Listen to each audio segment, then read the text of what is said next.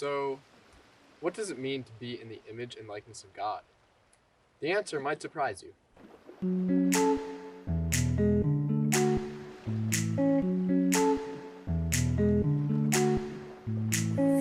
Hello everyone, you might be wondering why I have a shovel and a canoe, but it's because we didn't have any paddles. Yeah, we're in the creek in our backyard. So Genesis 1:26 says, "Then God said, let us make man in our image, after our likeness."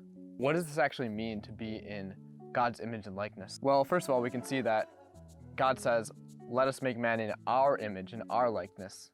So this reveals the Trinity, first of all, that God is a communion of persons, a communion of love, and that man is capable of love. But there's something deeper here. The animals were not made in God's image and likeness. They were just created, but he uses this term specifically for man. Now there's another place in Genesis where this term is used, and that's Genesis 5:3. It says, "When Adam had lived 130 years, he became the father of a son in his own likeness, after his own image, and named him Seth." Oh no, I got water in my Bible. So based on what we just heard in Genesis 5:3, we can see that to be in the image and likeness of someone is to be their son or daughter. So God created man in his image and likeness. He created man and woman to be his children. But this image and likeness, in a sense, was lost after the fall. As you can see, that relationship was broken. Watch your head. Oh no! Watch your head! Okay, we're good.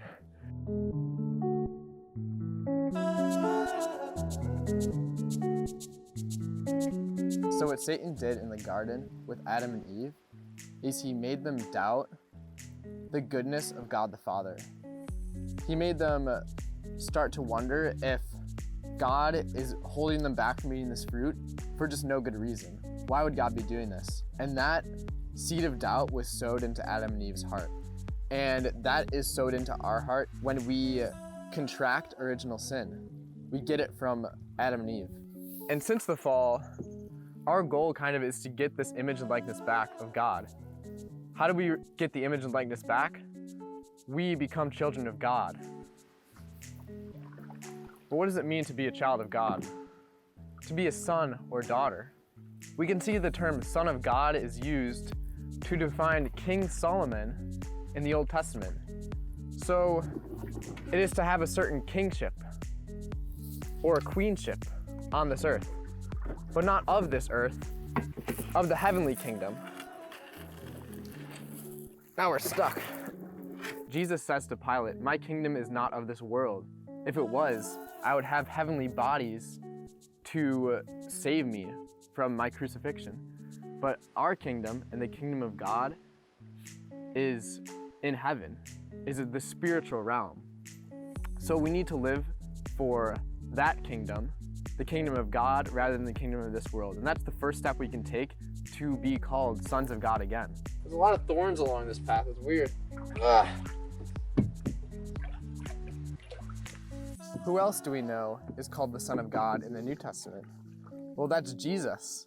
At his baptism, God says, "Behold, this is my beloved Son with whom I'm well pleased." And Jesus really is the fulfillment of what it looks like to be a son of God. And if we follow Jesus, we can regain this sonship, regain this daughtership that was lost in Genesis from the fall. And that's the goal, to return to an Eden-like state, to live in that relationship with God as a son or daughter. So how do we do this? Well, we just have to imitate Jesus, imitate Christ.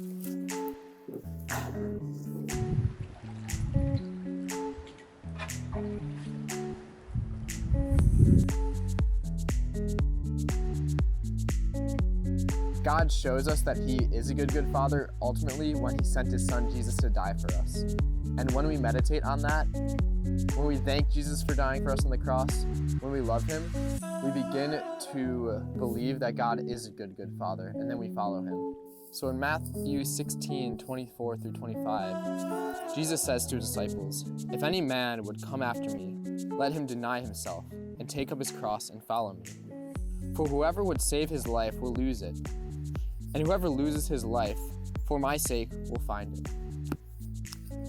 So what Christ is telling us is that if we want to become like him, if we want to become sons and daughters of God again, return to Eden, we need to take up our cross and follow him.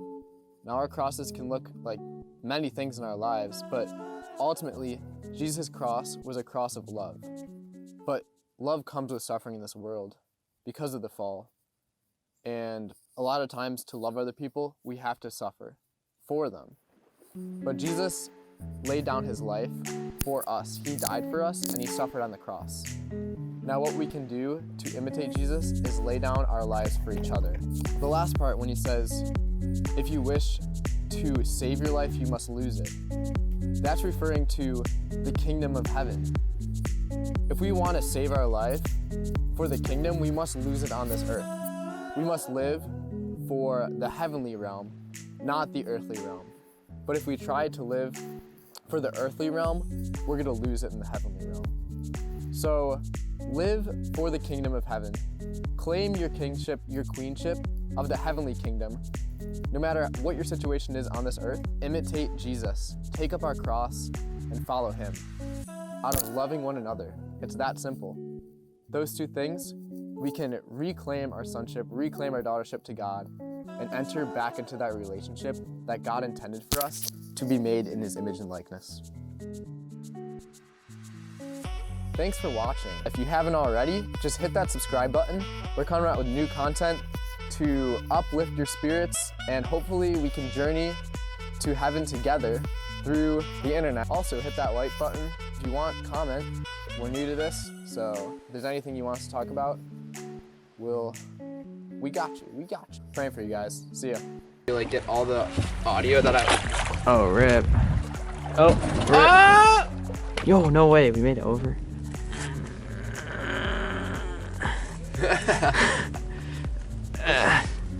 Oh, bro. Oh, bro. Oh, bro. This looks sick. Oh, that was sick, bro. Yo, look, icicles. Right. Send it. All right, watch out for those thorns again. Dude, the thorns get us every time. Oh, a little bumpy. I don't think we can go this way anymore. I don't know if we're gonna be able to make it back. Rip.